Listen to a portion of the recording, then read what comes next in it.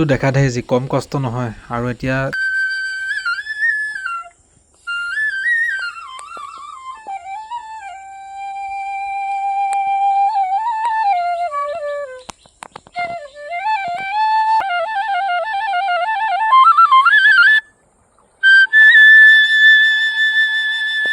খৰি দমবিলাক মানে ব্ৰহ্মপুত্ৰত উটি অহা খৰি এনেকৈ নাও লৈ পেলাই মানে খৰিবিলাক ধৰি আনি পেলাই ইয়াত শুকাবৰ কাৰণে মেলি থৈছে। আৰু গাইজ এইবিলাকেই হৈছে নৈপৰীয়া জীৱনৰ সুখ। মাছ ধৰা হওক, খৰি ধৰা হওক। Hello' guys, welcome back to my YouTube channel. আছোঁ বৰ্তমান ঘৰতে, মোৰ গাঁৱত। এয়া হৈছে মোৰ গাঁৱৰ পৰিৱেশ। আৰু কি গৰম দিছে হে গাইজ, মানে ঘৰতো থাকিব নোৱাৰি গৰমত। ঘৰত থাকিব নোৱাৰি ওলাই আহিলোঁ। এইফালে আমাৰ সূৰ্য দেৱতাৰ খাওঁ খাওঁ মূৰ্তি ধৰি ওলাই আহিছে পূৰা। দুদিনমান বৰষুণ দিলে, তাৰপিছত আৰু আহি গ'ল পূৰা ভল্টেজ দিবলৈ। আৰু কাৰেণ্টৰটো লুকা ভাকুখিনি আছেই। ৰ'দ দিলেও কাৰেণ্ট কাটিব, বৰষুণ দিলেও কাৰেণ্ট কাটিব। আৰু এতিয়া মই আছোঁ এয়া নদীৰ পাৰত। এইটো হৈছে ব্ৰহ্মপুত্ৰৰ পৰা ফাটি অহা সুঁতি আমাৰ গাঁৱৰ কাষতে। এইখন হৈছে আমাৰ গাঁৱৰ এইটো ৰাস্তা, আৰু এইফালে এখন নদী। নদীৰ পাৰত মানে খুব ধুনীয়া বতাহ মাৰি থাকে আৰু গছৰ ছাঁত বহি খুব ধুনীয়া লাগে। ভাবিছোঁ ইয়াতে অলপ বহোঁ আৰু এটা ভিডিঅ' বনাওঁ, মানে আমাৰ গাঁওখনৰ পৰিৱেশটো দেখাম আৰু চাই থাকিব, ভাল লাগিব। এখন নদী মানে গাইজ, এইটো এটা ব্ৰহ্মপুত্ৰৰ পৰা ফাটি অহা সুঁতি। এইফালে অলপ আগত ব্ৰহ্মপুত্ৰখন আছে। যাম বাৰু, ব্ৰহ্মপুত্ৰ পাৰলৈ যাম, দেখাম। আৰু এইফালে হ'ল এয়া খৰিৰ দম, এখন নাও। ইণ্টাৰেষ্টিং কথা, এই খৰিৰ দমবিলাক মানে ব্ৰহ্মপুত্ৰত উটি অহা খৰি এনেকৈ নাও লৈ পেলাই মানে খৰিবিলাক ধৰি আনি পেলাই ইয়াত শুকাবৰ কাৰণে মেলি থৈছে। খুব ধুনীয়া নেচাৰেল পৰিৱেশ মোৰ। আৰু ব'লক এতিয়া আমি ব্ৰহ্মপুত্ৰৰ ফালে যাওঁ, ব্ৰহ্মপুত্ৰৰ পাৰৰ ফালে যাওঁ। এইফালে এইটো গাঁৱৰ ৰাস্তা। এটা নৰ্মেল ব্লগ হ'ব, চাই থাকিব সকলোৱে, শেষলৈকে চাব। পৰিৱেশটো উপভোগ কৰিব পাৰিব, খুব ধুনীয়া পৰিৱেশ। আৰু গাইজ, মোৰ পিছফালে থকা এইখনেই হৈছে বিশাল ব্ৰহ্মপুত্ৰ নদী, আৰু এইফালে হৈছে এখন আমাৰ গাঁও।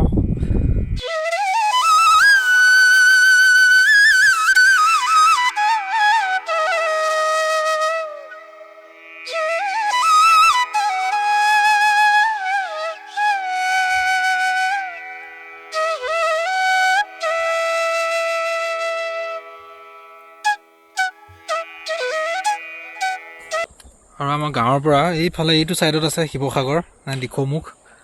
আৰু এইফালে ঘূৰি দিলে এইটো ছাইডত আছে আমাৰ নিমাতী ঘাট, মানে যোৰহাট। আৰু এইফালে মানুহ এজনে নদীত মাছ মাৰি আছে। বলক চাওঁগৈ মাছ পাইছেনে। মাছ পাইছে নাই? অঁ,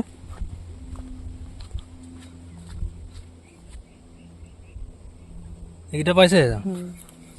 কিমান দেৰি হ'ল অহা? অঁ, আজি মাছ নাই তাৰমানে। আৰু এইফালে যে দেখিছে নাওখন আহি আছে মানুহ তিনিজনৰ সৈতে, তেওঁলোকে মানে নদীত খৰি ধৰি আহিছে। ৰ'ব, ওচৰত আহিলে মই ভালকৈ দেখাই আছোঁ। আপোনালোকৰ ফেচবুকত দি দিম। আৰু এইবোৰ কিন্তু দেখাত আহিছে কম কষ্ট নহয়। আৰু এতিয়া তেখেতসকলে এইফালেদি সোমাই গুচি যাব। আৰু গাইজ, এইবিলাকেই হৈছে নৈপৰীয়া জীৱনৰ সুখ। মাছ ধৰা হওক, খৰি ধৰা হওক। খৰিৰ লগতে বিভিন্ন ধৰণৰ মানে মূল্যৱান কাঠো উঠি আহে, সেইবিলাক ধৰি। আৰু এই নদীখনে আমাক কেতিয়াবা সুখো দিয়ে, কেতিয়াবা দুখো দিয়ে। সুখ মানে ধৰক এইবিলাকেই নৈপৰীয়া জীৱনৰ যিবিলাক সুখ, মাছ ধৰা হওক, খৰি ধৰা হওক। খৰিৰ লগতে বিভিন্ন ধৰণৰ মূল্যৱান কাঠো উঠি আহে, সেইবিলাক ধৰিও মানে জীৱন নিৰ্বাহ কৰিব পাৰি। আৰু দুখ মানেতো কি ক'ম আৰু, বানপানী হয়, বানপানীয়ে দুখ দিয়ে। তাৰ লগতে মানে যিটো গৰাখহনীয়া সমস্যা, এই সমস্যাটোৱে যথেষ্ট দুখ দিছে। নিজৰ আপোন গাঁওখন এৰি পেলাই মানে বেলেগ ঠাইলৈ উঠি যাবলগীয়া হৈছে মানুহবিলাক, স্থানান্তৰিত হ'বলগীয়া হৈছে। তো নাজানো আৰু এই বানপানী আৰু গৰাখহনীয়া সমস্যাটো কেতিয়া স্থায়ী সমাধান হয়। আৰু এই গৰাখহনীয়াৰ কাৰণে এইবিলাক আনি থৈছে, পাৰ্কোপাইন দিবৰ কাৰণে, এইবিলাক পকা পোষ্ট।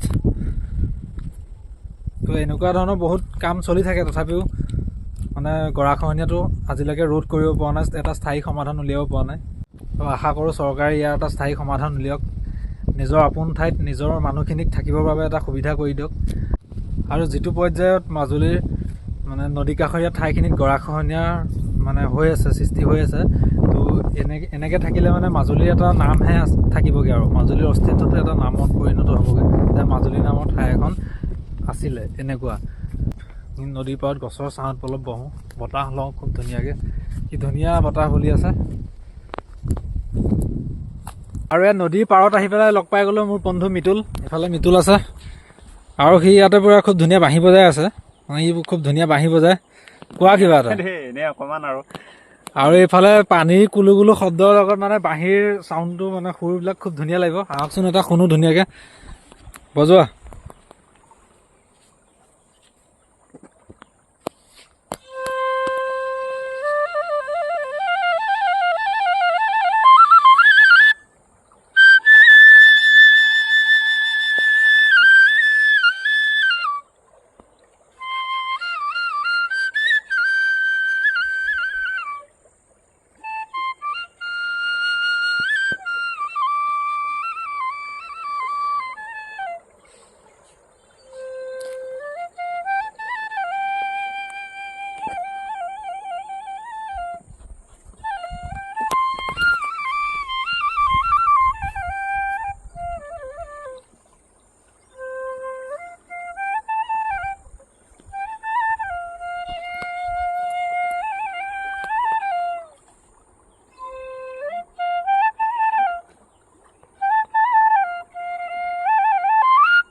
আৰু এতিয়া মই বজাই চাওঁ মানে ট্ৰাই কৰিছে ইমান ভালকৈ নাজানো বাৰু ইয়াৰ নিচিনাকৈ অলপ বজাওঁ